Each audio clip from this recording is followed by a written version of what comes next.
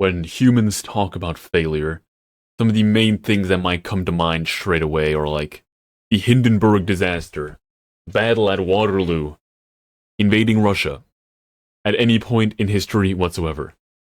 What you might not think of are video game fails. I don't just mean like funny moments in video games, I mean full-on failed games. Now, for some games deserve it. You know, like Gollum, that failed. I don't even know how that was pitched or a game to begin with. We have games like Anthem and Redfall, which are also just terrible games, bad concept, not a lot of effort or love went into the craft, and you can really tell by the games. And then there is this one sore thumb that just sticks out of all these failed games. A game that really should never have failed because of all the hype it had, all the support it had. All this game had to do on release was just not be terrible. Splitgate was terrible. And I'll get into what's happening right now concerning Splitgate, but let's travel back in time to a younger cixthoo. I remember staying up late at night with my friends at like midnight European time because Splitgate chose a terrible launch time as well. The open beta was at like 2 in the morning, but we stayed up because it looked so hype. Halo plus Portals, how could they even possibly fail? You download the beta, and then the first weird thing you notice when you download the beta on your PS5 or PS4 at the time is there's no graphics. The main beta thing for Splitgate was just like this random logo, and it wasn't even called Splitgate. It was like 4xe779. Like there's like a string of numbers. It looked like you were downloading malware. So that was like the first red flag where we should have noticed something's wrong. The second red flag you will notice if you play the Splitgate beta is it's just not fun. It truly past the first 2 games simply isn't fun. And I think the main problem that they have is they were trying to be Halo so bad. It was just a Halo ripoff, but they added portals.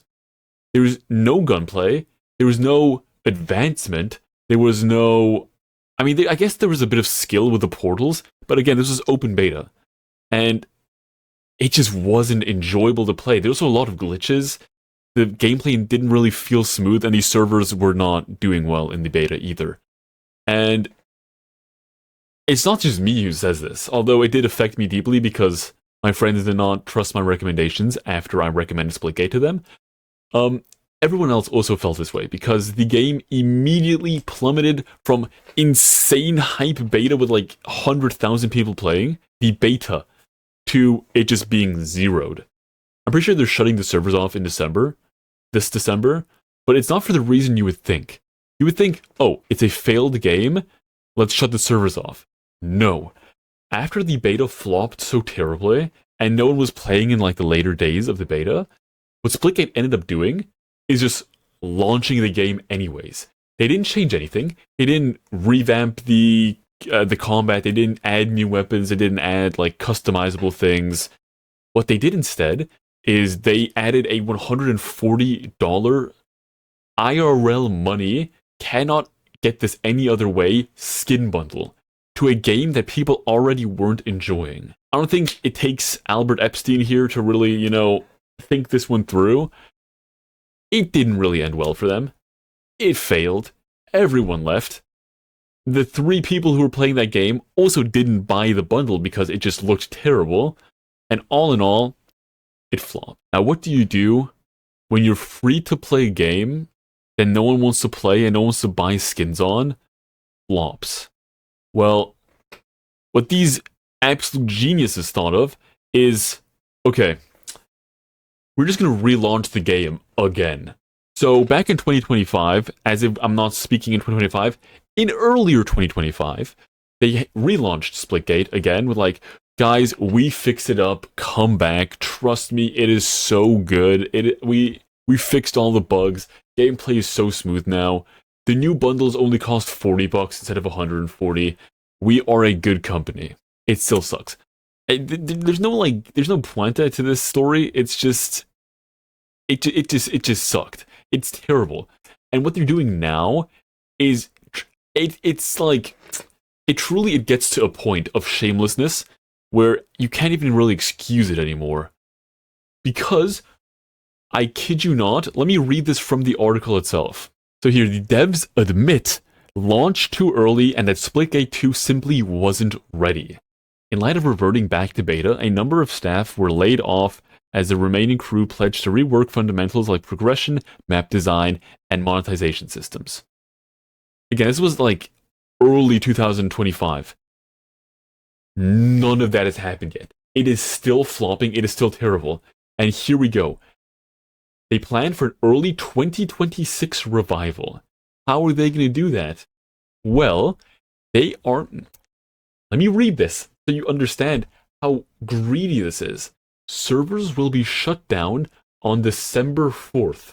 Okay. How much time do you think it takes to rework a completely failing game? How long do you think it takes? Whisper. Come on.